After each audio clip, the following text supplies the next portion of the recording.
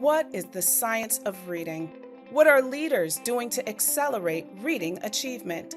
We answer these questions and more in Science of Reading Leadership, Guiding Minds, Transforming Lives, powered by Just Right Reader. Hello and welcome. We are so excited to bring Dr. Matthew Burns here on the podcast today. Matt is an assistant director of the University of Florida Literacy Institute and an award-winning scholar who has published over 200 articles and book chapters in national publications and has also co-authored or co-edited 15 books. Dr. Burns is one of the leading researchers regarding the use of assessment data to determine individual and small group interventions and has published extensively on response to intervention, academic interventions, and facilitating problem-solving teams. And one of our favorite things about Dr. Burns is that he was also a practicing school psychologist and special education administrator before moving into academia. So Dr. Burns, Matt, as we'll call you, welcome to the podcast. Great, thank you. Thanks so much for having me. We are so excited to have you. And I know my very first question is, as someone who was practicing in schools and in districts, tell us a little bit more about your journey from, school psychologist and special ed admin moving into the role of research and academia. Well, I loved being a practitioner. I loved working with kids directly. It was a great job. But I came out of grad school ready to change the world, ready to save the world, and learned very painfully that it didn't want to be changed or saved. So I learned a very difficult lesson that you have to operate within your what I call a sphere of influence. Obviously, not my term, and within my sphere of influence, I realized I could help these few kids. I could help these people in this school, kids in this school. And I just kind of gave up and just focused on that. And when I did that, my sphere of influence started to grow. All of a sudden, neighboring schools were calling me and asking me if I could, show them what I was doing. And then eventually I kept growing. And I went into administration thinking that was how you could move your sphere even farther, and quickly learned that wasn't. As all administrators have learned. No, it was the answer for me because that wasn't my skill set. But then I went to teaching university, got my PhD, and started at a university. I was very teaching oriented, and immediately felt this big shift in a sphere of influence and training future teachers. But then after doing that for a few years, I realized research is really the way. If you want to help shape practice on a large scale, research is how you best do that. So I've moved further from working with kids that I still do quite a bit of, but loved as a day-to-day job, to doing research primarily because I want to help as many kids as I can. I love that. That is fantastic. You talk about the idea of your teacher oriented. You love that, being able to teach. And I think that resonates with me so much because I absolutely love the process of teaching. So I want to know where this passion for literacy came from. Like, I hear you talk about the sphere of influence and, targeting that, but where did that passion for literacy come from? Well, similar in that if you can't read, you're not going to be successful. And I found that when I was a practitioner school psychologist, of course, I worked with kids with behavior disorders quite a bit. And every single one of them, and I'm not exaggerating when I say this, every single one of them with whom I worked had very severe reading problems. And we addressed that. I've done it through research a couple of times as well. We found that the behavior problems got much better. So that was sort of the way I got into it. And then once you get into it and realize it's such a fascinating thing to look into because it's so complicated. I love the simple view of reading, and I talk about it all the time. But the simple view of reading really captures a great deal in a very parsimonious way. And when you're working with kids, you have to unlock that mystery. And it's that search to unlock the mystery that's really fun. Excellent. So as a school psychologist, and I'm sure too as a special education administrator, you worked a lot within MTSS models or maybe helped create those MTSS models. And I would assume that that's somewhat informed your research because you've written a lot about MTSS and response to intervention. And we would love to know more about what does the research say about providing reading interventions to students? Yeah, so I became actually involved in MTSS before it was a thing. Yes. My advisor in grad school was Jim Tucker, who was the state director of special education for the state of Pennsylvania, Well, the entire state went to an instructional support team model, which is, I would argue, is an MTSS framework, although some might disagree with me. But anyway, so when I finished grad school and started working in schools, we were doing it, just didn't know that's what it was called yet. And so when it became law in 2004, I was well positioned and got lucky. And the research we did, we have found that uh, we see positive effects both in individual student learning and in systems issues, like number of kids retained in a grade, number of kids placed in special ed, number of kids who passed the state test, all those types of things. But I will argue a couple things have to happen for this to be effective. You have to address tier one. You have to have good core instruction, and your interventions, your tier two, have to be targeted to what the kids actually need. And those two things can lead to a positive effect. Just those two things on student learning. That's fantastic. It's really interesting. And can you talk a little bit more about that whole idea of leveling students? You talk about grouping them, and you talked here about the tiers of students. So, what do you mean by accurately grouping those students, and why do you feel like that's so important? That's such a great question. So I've been on a couple panels and conversations about this because we're seeing pushback now to small groups. And I think the reason being is that, so I think small group instruction is critically important. But I think the reason we're seeing pushback is for decades, the way we grouped the kids wasn't effective. It wasn't that we were doing small group instruction, it was how we were doing it. So if you take some kids and you give them some sort of measure that gives them a level of their reading, a level L, if it's the Phonics benchmark assessment system, a level of like 28 if it's DRA, and we group those kids. But what we're seeing is the level doesn't really predict the reading skill very well. And all these kids who are at an L or a 28 actually have very different needs within that one level. Mm-hmm. And so what we do instead is we assess the kid's skill. Are they lacking basic foundational phonemic awareness? Are they lacking basic foundational phonics? They can do those two things, but they can't read fluently.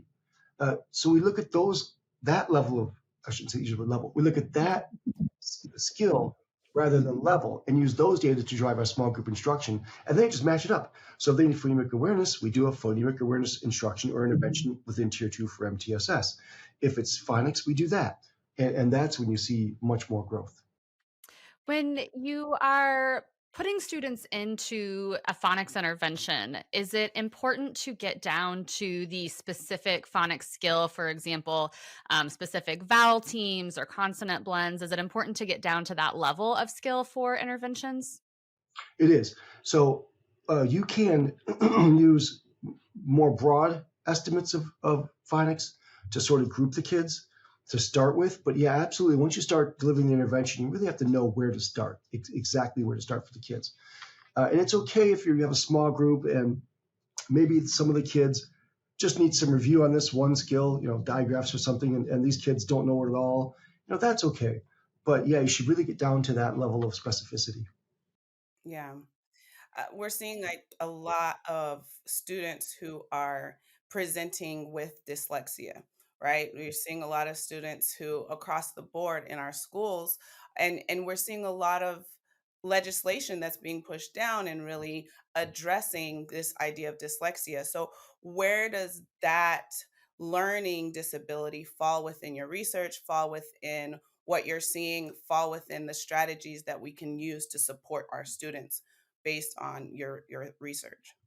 So I credit this legislative movement to Decoding Dyslexia, which is a group of parents who are wonderful people, really great things for kids. And I love the work they've done, and I've partnered with them on some of it.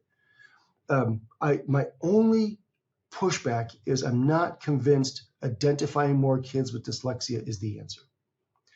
First of all, I don't think most kids who have reading problems have dyslexia. I think it's a very small thing to do, number one. Number two, identifying a child with dyslexia lets the school off the hook. Oh, nothing we could have done to prevent it. The kid has dyslexia. They're just born this way. Well, no, had we actually done a better job perhaps of teaching them how to read, they wouldn't be at this point. And the things I think, I don't know this to be true, but my perception of talking to these parents are that's really what was motivating them. They want to get the schools to make a change. to start teaching reading more effectively. And I'm all behind that. So we found is we've done only a couple of things looking at this, but we found most of the tools that screen for dyslexia, that are designed to screen for dyslexia, do a very poor job. Oh, The interesting. yeah, Fascinating. the best screener for dyslexia is still reading. Have the kids read to you. We found Dibbles. We studied Dibbles, and there are certainly others, but we studied Dibbles. Did much better job of identifying core deficits in phonological awareness, which is the hallmark of dyslexia, than dyslexia screeners did. So I still think the best way to screen for a reading disability is to assess reading. And so then would you say that using the same strategies that you use for any other student would be the best strategies to use to support students with dyslexia? Yes, I think form focusing on their specific needs and teaching to that need. There's really nothing magical beyond that.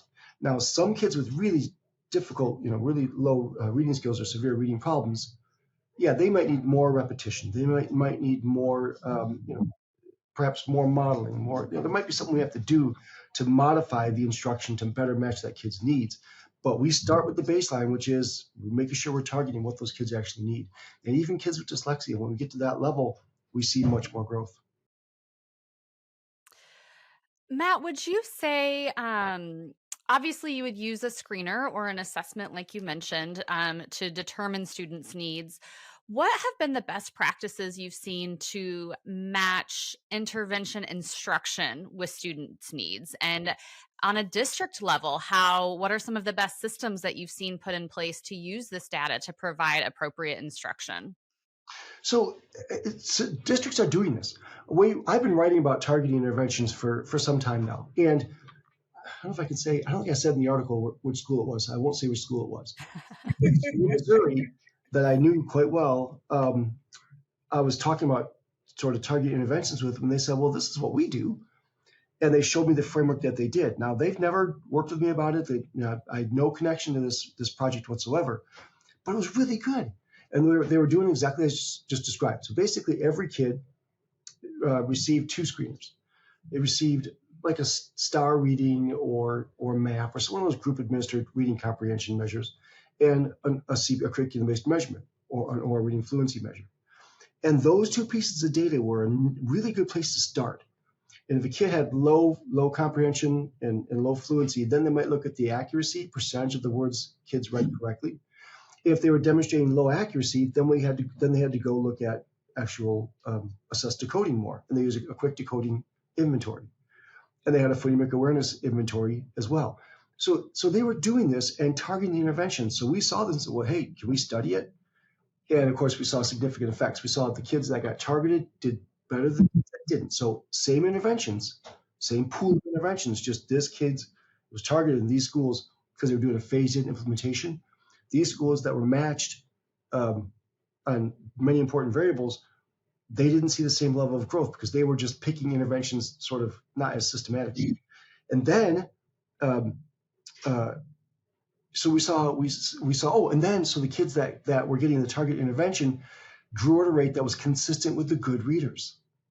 So the kids that got targeted intervention did basically the gap between good reader and struggling reader at least stayed the same, if not got smaller.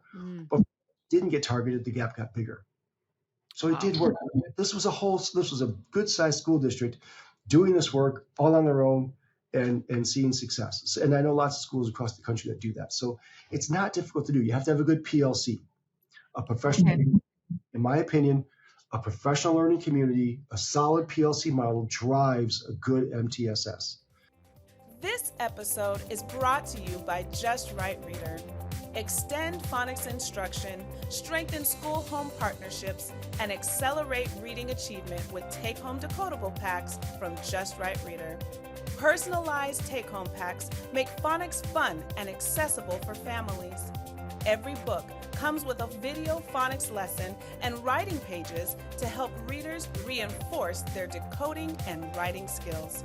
To learn more, visit justrightreader.com.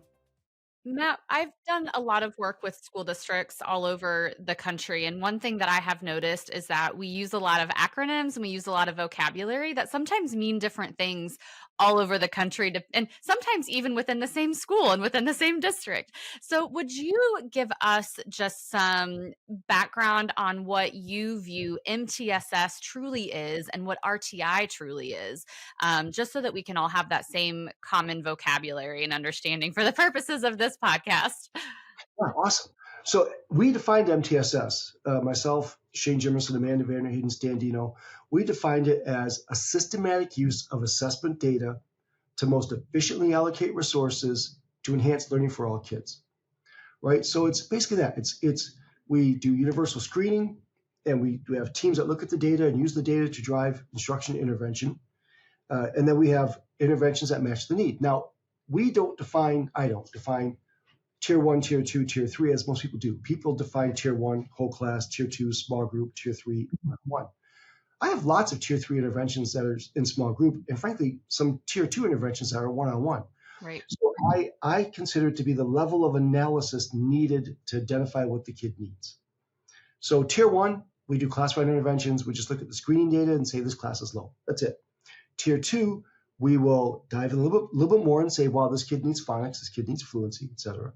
But then tier three, we really dive in and say, wow, does this kid need more repetition, more modeling, more? And so it's the level of analysis to determine what the kid needs and occasionally level of resource to match it that really drives the intervention, the tier of intervention. And then lastly, RTI and MTSS are oftentimes used as synonymous terms, but Right. they're not. They are not. RTI is the process of using data from an NTSS system to identify a learning disability. So RTI was born in federal law in 2004 when the federal law basically said a school can use a process that determines if a child responds to research-based interventions as part of the LD identification process. That's it. But that was called response to intervention. And then we quickly realized that we can't do a response to intervention framework unless we have an MTSS already in place. So RTI is the process of looking at the data that exists from your MTSS to identify SLD. You can't do RTI. This will be fun. Speaking of TLAs, 3-letter acronyms, you can't identify SLD without an MTSS. Right. And as there's going to be so many educators, young, old, veteran, new, listening to this conversation, school leaders, district leaders, and really all of your research comes down to the one question everyone's asking is what are the best ways to improve reading scores district wide? What is the best way that we can do that? Yeah, that's not an easy question, although it should be. It's like And the if you could million-dollar answer it succinctly. Okay, so I'll answer it succinctly. The one thing we could do is really start using data. Like Yeah. if there was one thing I could fix, it would be if there was one thing I could change. I don't want to use the word fix. One thing I could change, it would be getting PLCs, professional learning communities, really looking at student data and looking at data that really assess how well a child can read. If we just did that, I think we'd see a lot more positive outcomes. Just that one thing alone. Because the idea of teaching reading is a complex idea, as I mentioned earlier. The reason the simple view of reading works, it's a very parsimonious explanation of a very complicated thing. Nell Duke, Kelly Cartwright, and I did that meta-analysis looking at the active view of reading, and we found support for it. But the main finding, in my opinion, was we found like 5 to 10 things that were effective.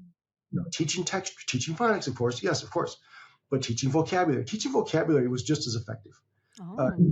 Teaching vocabulary, I think, is extremely important, especially for kids who still need help with reading. So teaching phonics, teaching vocabulary, teaching text structure, teaching morphology, teaching, there's quite a bit to it. So the simple answer is we do a better job of using data. The more complicated answer is really dive into student development, reading development, and recognize that we should be focusing on these things at this age and these things at this age, and it's never right. It's always going to be more complicated than that. I love that. I love that. That was really succinct. You did a Good. great job with that, Matt.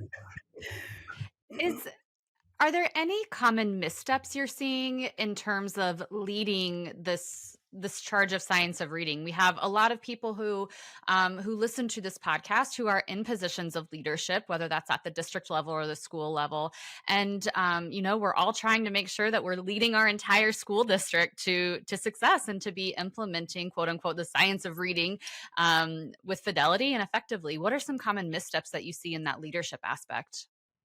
The science of reading movement has been the most positive change I've seen in reading since I've been doing this since the 1900s, right? I agree. So I agree. that's It's very exciting. exciting. It really is. Good things are happening. But a couple of things that kind of concern me. Because science of reading is really a push to get, there's two sciences of reading. There's the capital SOR and the lowercase. The lowercase is the research literature that drives what we should do. The capital is an advocacy movement to get to focus more on research-based approaches. That's my distinction. I don't know if it's valid or not, but that's my distinction. And the advocacy work is, I think, the reason we're seeing a change. The science has been there forever. We've just not paid attention to it. It's the advocacy work that's really mattered.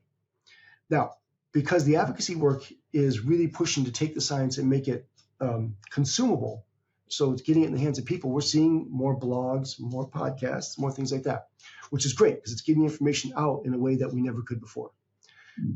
But I'm seeing a lot of people blogging things, and we're treating it as it's got to be true, yes, fact, because it's in a blog or something. So I think we as practitioners have to be, because it's more available, have to be better at consuming the information. And so I do wish we would do more of that. And I've said for years, I think it's unfair for us to expect teachers to read and consume research. We need to do a better job of getting the information to them, which is why podcasts like these where you're interviewing researchers is fantastic. That's why those What Works Clearinghouse IES practice guides, the practice fantastic. They're all free. Like those types of things are great. So I think we have to get better at finding those really solid summaries of research and not relying so much on some blog or something just because someone said it doesn't make it true. Matt, I am in a few Science of Reading Facebook groups, and there is a Matt Burns who comments quite frequently and sometimes, I think does a really good job of correcting misconceptions. Is that you? Probably. Social media. I love it. But you are so right, because we do have such momentum in terms of this advocacy group and advocacy, I should say. And so the more people who are talking about it, obviously that gives more opportunity for further misconception and people to interpret things in different ways and spread things as truth that might not actually be. So I love that you are a part of those and advocating. Your voice is definitely respected there. Thanks. Well, it's I could write an article. You ever see the movie Good Will Hunting? Great movie. When I forget the character's name. I'm surprised. Well, Will Hunting. When he meets Robin Williams' character, he says to Robin Williams, "I read your book," and Robin Williams' response was, "Oh, that was you." That's such a great response because I could write an article or a book, and a couple people might read it certainly, but I put something on this Facebook group that has 200,000 followers, and they listen. Naturally, more people will see that than any article I've ever written. So I think that's a really great way for us to get to have direct communication with practitioners. But people have to remember, most of us, myself included, researchers are not good communicators. And if someone says something on Facebook, and I've gotten much better at it. I've learned. And I used to speak like a researcher. No, that's not true. Whatever. Very blunt. And people would would be offended. Let's just say that. And so I learned eventually, and Donna, the founder of the Science of Reading, I should have learned in college Facebook page, whose name I can never pronounce, Donna Hitmanic, something like that. I'm really sorry, Donna. She taught me. She took me aside through a Zoom conversation once and said, "You're talking like a researcher. That's not going to work. You can't do that." So practitioners have to remember, when you talk to researchers, we're not good communicators. And we have to remember that we're not good communicators, and put on a filter when we're talking to practitioners. My favorite is, because your Facebook profile is just Matt Burns to the public. And so every once in a while, I will follow a thread where someone is trying to potentially argue, and then somebody else will pop in and be like, guys, it's Matt Burns. He's literally from UFLI. and then they start And then the to, whole conversation goes, oh. yes. Matt, are there any current research? We know the science of reading is decades old. Like you said, there's been a ton of research for a very long time. Is there anything current that's happening, or any developments in the field of reading that you find particularly exciting or promising? So that's a great question. I think practically we're seeing a lot more research now on morphology in language and its implications for learning, which I think is really great. And that I think is fairly new. We've always known language played a role, right? But this focus on more specific things like morphology, I think has been fantastic. And I think we'll see more of that.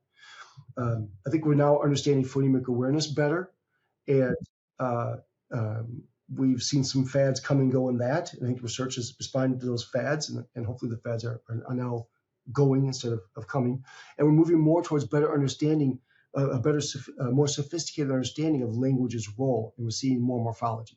So that I think is really exciting. I think we'll see more work along those lines. I think we'll see more work now from a very practical perspective. I think we're seeing a lot more theoretical work, which to me is exciting, to others may not be, so we can eventually really understand reading better. Because it's kind of amazing. We really do. We understand it, but there's still a lot to learn. And so we're seeing more of that research too. So we're seeing more research now that's really focusing on what we can do and focusing on how to understand it better. And then, of course, this decoding dyslexia has made studying reading disabilities really exciting as well. So those are some positive things I've been seeing. Awesome. If our listeners want to learn more about your work, what are the best places to send them? I mean, other than Facebook, to follow you, follow you around and watch all the amazing things you drop on your Twitter, or X, I think is what it's called now, right?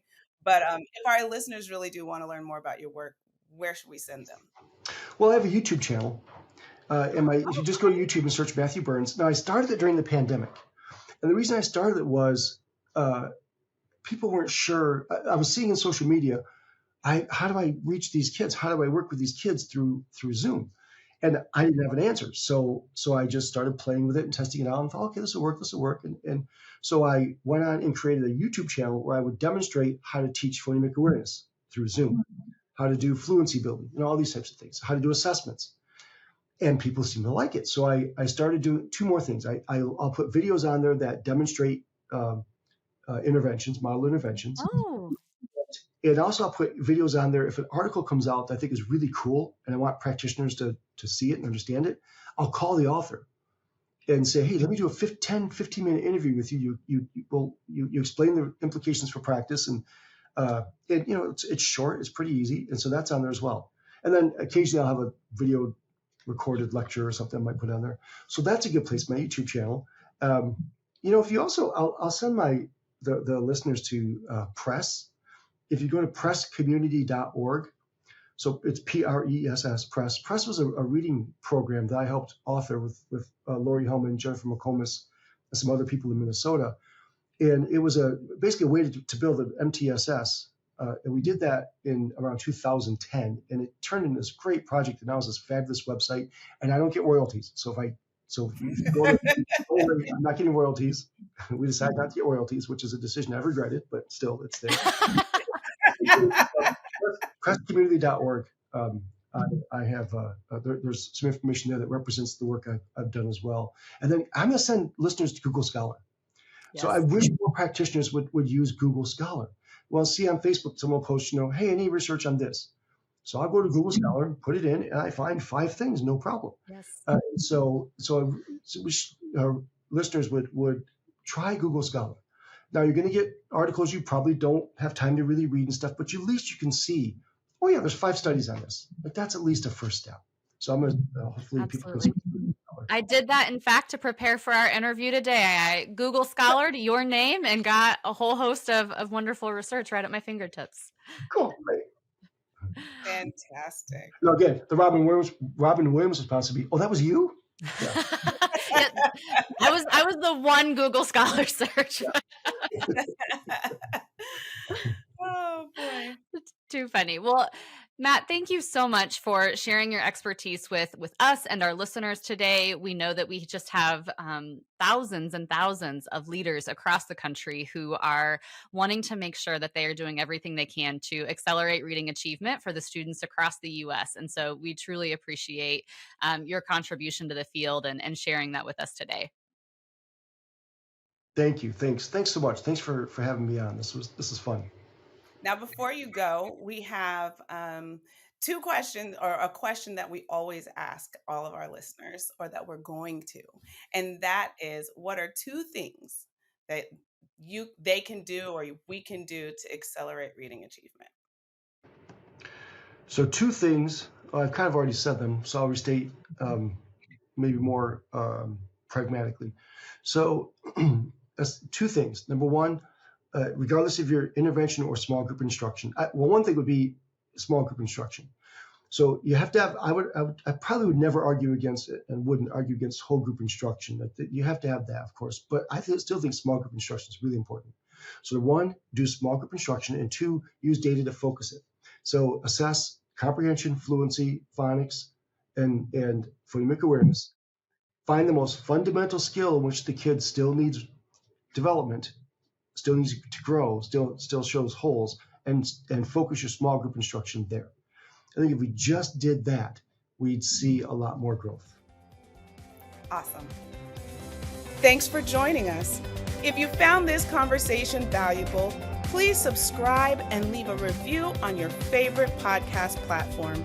We will see you next time on Science of Reading Leadership, guiding minds, transforming lives.